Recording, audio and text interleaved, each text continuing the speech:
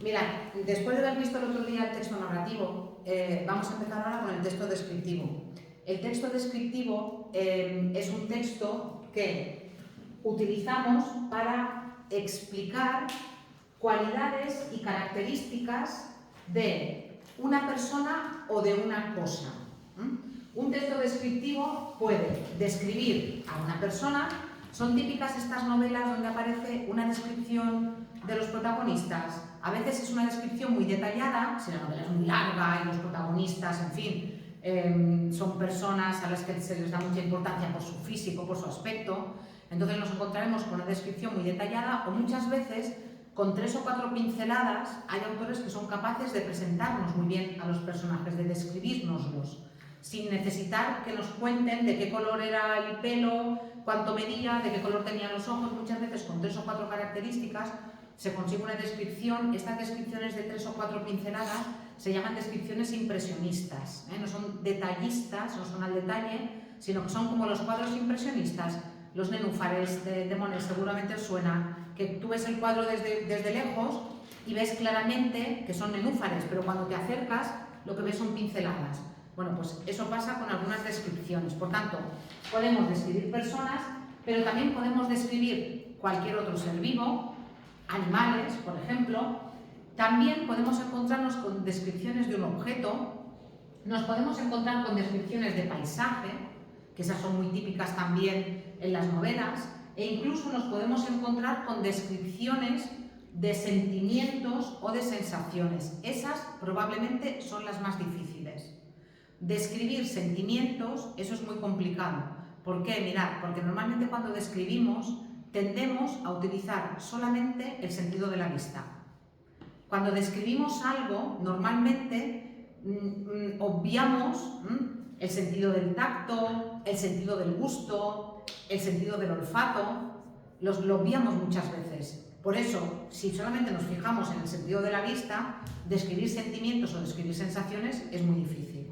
Tendríamos que recurrir a otros sentidos o a otro tipo de percepción. Yo no creo que en el examen vayan por allí. En el examen irán o por descripción de personas, si os ponen algún texto descriptivo, o, como en el último examen, por una descripción de un lugar. Esas serían las más típicas. Tenéis que pensar también que, excepto en textos científicos o en textos muy especializados, estoy pensando, por ejemplo, pues imaginaos, yo qué sé, un texto de un diseñador de moda en el que se describe exactamente cómo es un vestido y cómo son los materiales y cómo es el corte. Excepto en ese tipo de textos, la descripción no suele aparecer de forma aislada, no suele aparecer de forma pura. Normalmente la descripción aparece en los textos literarios, como hemos visto en el eclipse, combinada con la narración, y aparece también en textos científicos, por ejemplo, combinada con la exposición. Imaginaos en biología una unidad que trate sobre la célula.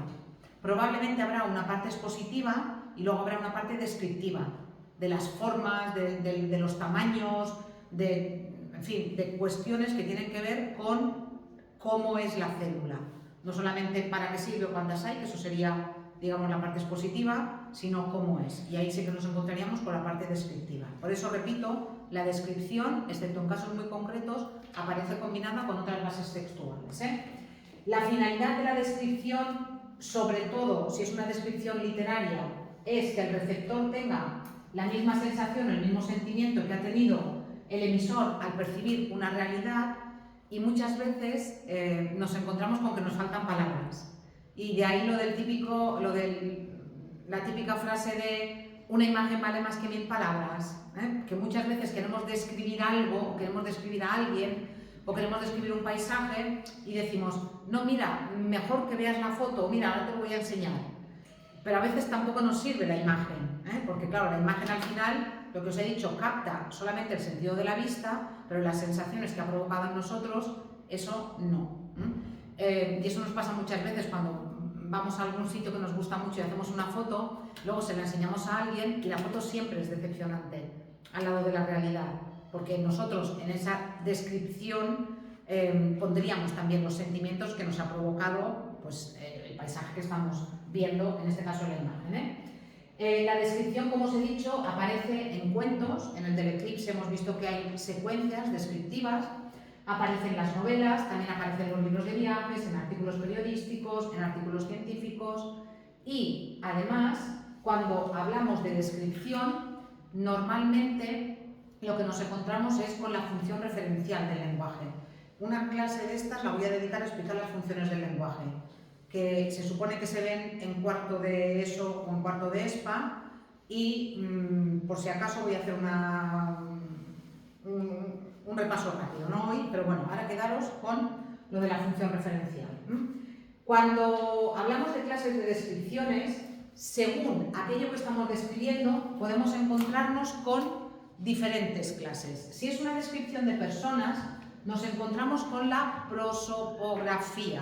¿Qué es la prosopografía? Es una descripción de las características físicas.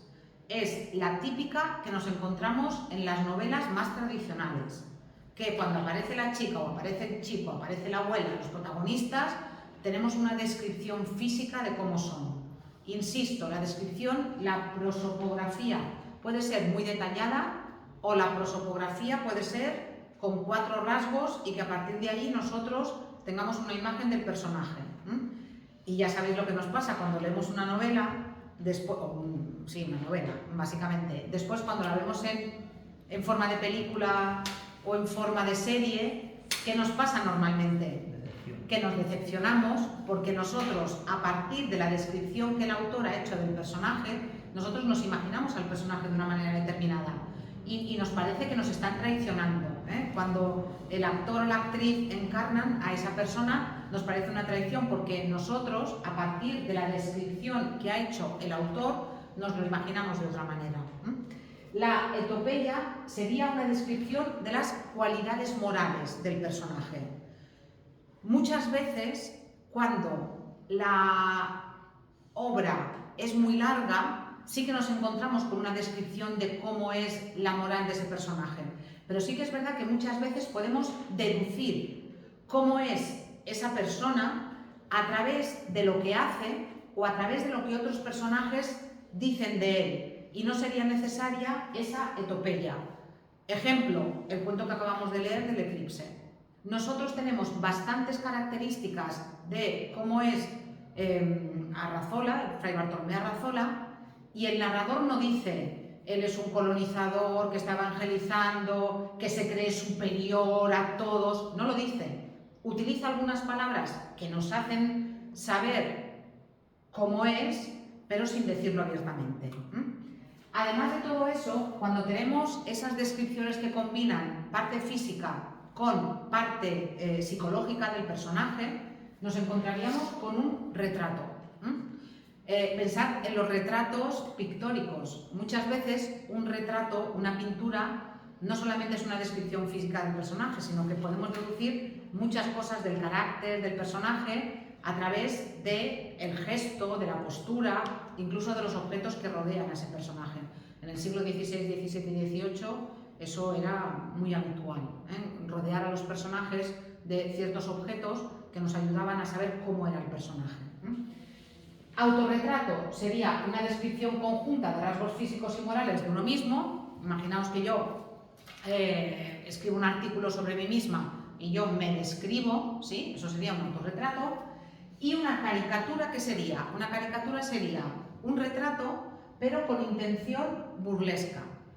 Pensad en lo que se hacen las caricaturas. Las caricaturas pintadas lo que hacen es que, imaginaos, si hay un personaje que tiene los ojos muy separados, pues la caricatura se los separa más. Si es un personaje que tiene, yo qué sé, que es muy alto y muy delgado, nos lo van a presentar de una forma concreta.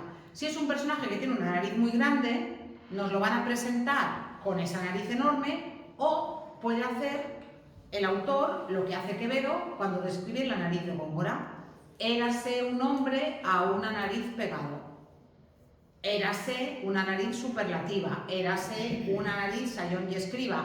Las 12 tribus de narices eran. Érase una pirámide, érase un elefante boca arriba. Cuando Quevedo describe a Góngora, ¿qué hace? Hace una caricatura. Coge el rasgo de Góngora que más destacaba, que era que tenía una nariz bastante prominente, Y además tenéis que pensar luego otra cosa. Quevedo no solamente utiliza la nariz, porque es verdad que Góngora, lo hemos enseñado un retrato, que Góngora tenía, en fin, un buen apéndice nasal, sino que además normalmente se dice que la raza judía tiene una nariz bastante grande. Entonces Quevedo lo que está haciendo es llamar judío a Góngora, que era algo terrible. En el siglo XVII en España, que te acusaban de ser judío, era terrible porque te podía costar que te quemaran en la hoguera.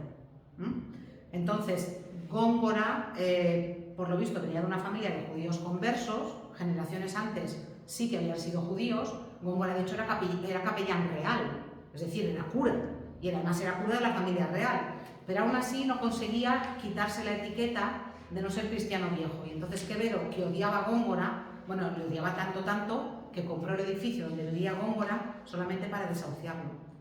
Y Góngora estaba muy enfermo y estaba muy viejo, y un día, volviendo a su casa de la iglesia, ya estaba además ciego, y volvía con su sobrina de la iglesia y ve su sobrina que debajo de su casa hay un gran revuelo y que está Quevedo en una ventana tirando las cosas de Góngora a la calle. Los 4 trastos que le quedaban a Góngora, pensad que una época en la que no había ni jubilación ni nada por el estilo, los 4 trastos que le quedaban al pobre Góngora, Quevedo compró el edificio y como Góngora no le había pagado el alquiler, tiró todas las cosas a la calle, la gente en la calle se repartía las cosas de Góngora, mientras su sobrina y él estaban en la iglesia. Eso demuestra que se puede ser un escritor magnífico y muy mala persona. En la historia de la literatura española hay muchos ejemplos, de escritores maravillosos que eran muy mala gente, y Quevedo era muy mala gente. Y ya os digo, cuando hace la caricatura de lo de la nariz, no solamente está provocándonos la risa, sino que en su momento, en el siglo XVII, está insultando gravemente a Góngora, al llamarle judío a través de su apéndice nasal. Pero en cualquier caso sería una caricatura. Coge un rasgo y lo acentúa. Cuando nos encontramos con paisajes y objetos, nos podremos encontrar con cronografías, que serían descripciones de una época o de un tiempo determinados. Eso es propio de los textos históricos. Nos podemos encontrar con topografías, que sería una descripción de un lugar, y de hecho, en el Eclipse se utiliza la palabra: cuando Fray Bartolomé Arrazola se sintió perdido, aceptó que ya nada podría salvarlo. La selva poderosa de Guatemala lo había apresado, implacable y definitiva. Ante su ignorancia topográfica, se sentó con tranquilidad a esperar la muerte. Desconoce el paisaje, desconoce el lugar, ignora la topografía de la selva guatemalteca y se sienta allí a esperar que lo maten. Luego se le pasa ese rato, voy a esperar a morir, no, luego ya el instinto de supervivencia se impone.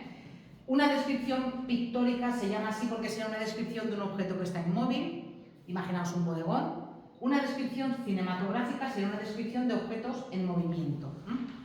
¿Qué os van a poner a vosotros? Si vosotros tenéis una descripción, es seguro que vais a tener una descripción de persona, un retrato o una epopeya, una prosopografía, o vais a tener una descripción topográfica, vais a tener una descripción de un lugar, como en el último examen.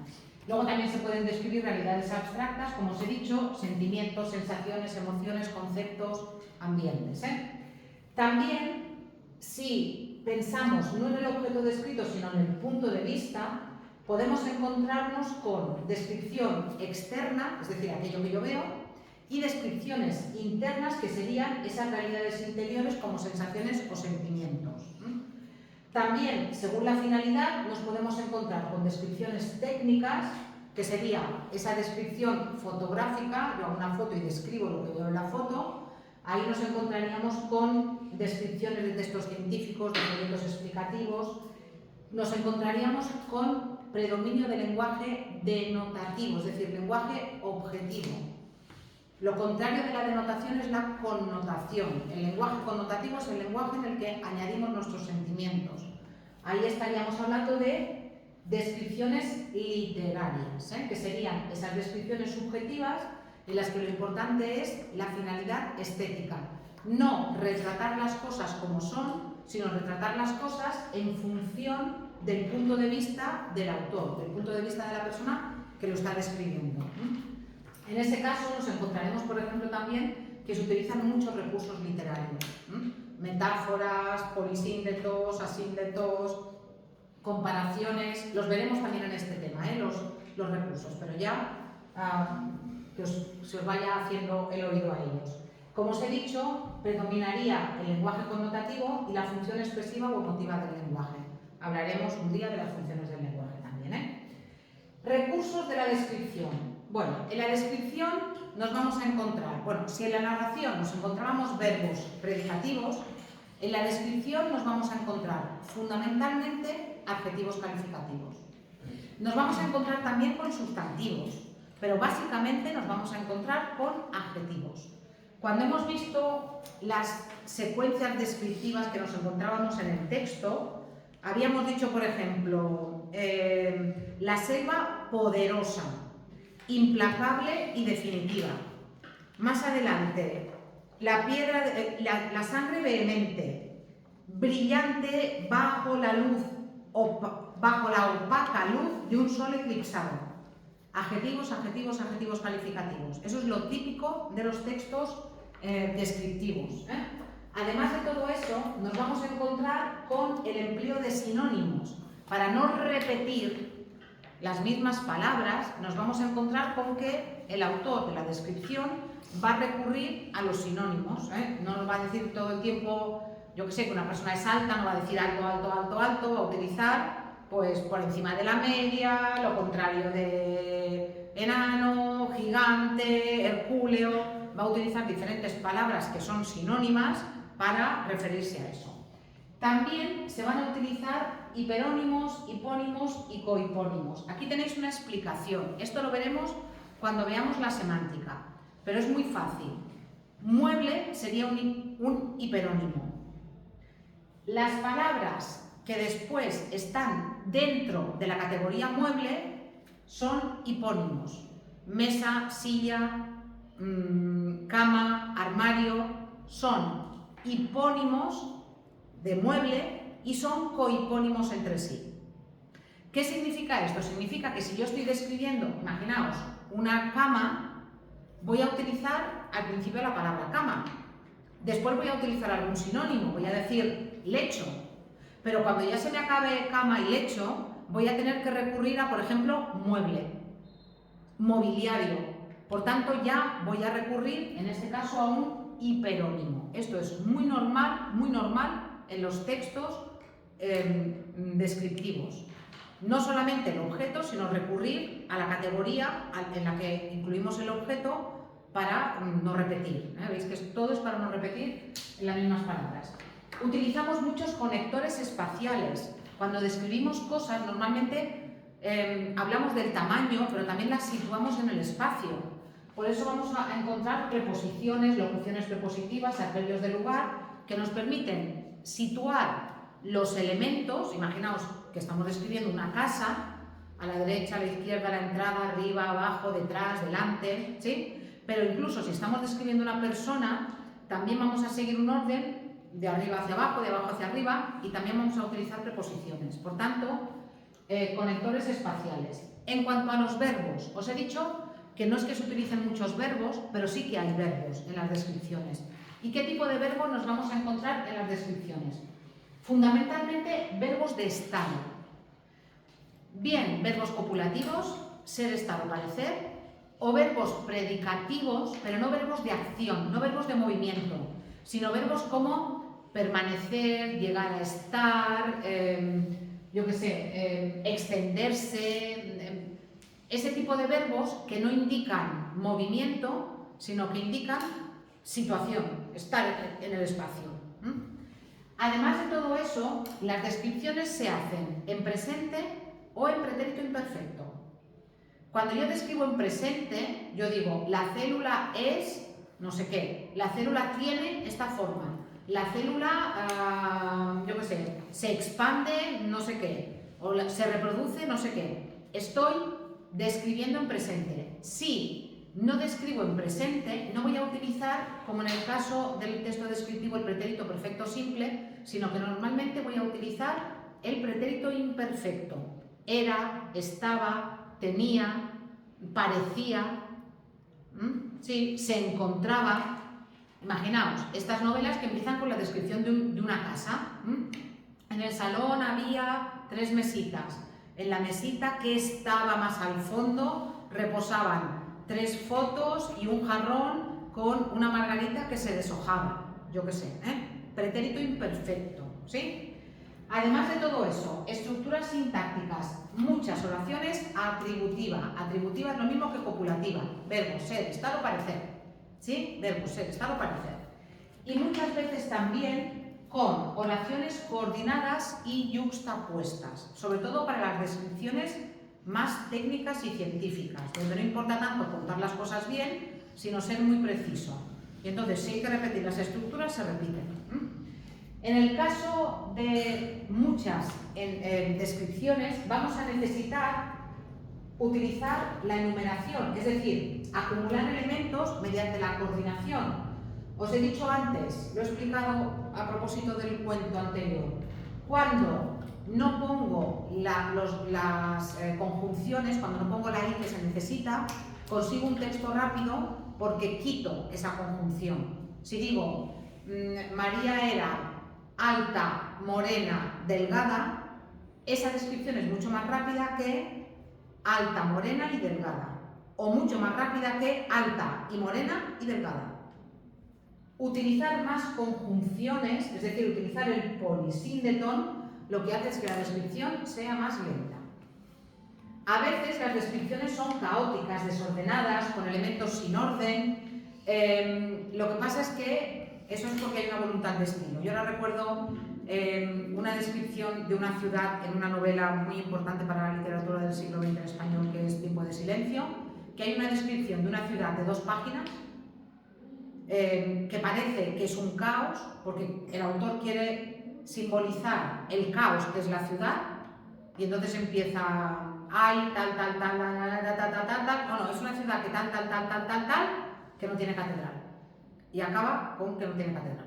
Y ha hecho una descripción de 2 páginas, aparentemente caótica, de una ciudad, de la que no dice el nombre, pero el autor tiene la voluntad de hacerlo así a propósito. La ciudad es caótica y por tanto él recurre a una forma caótica de descripción.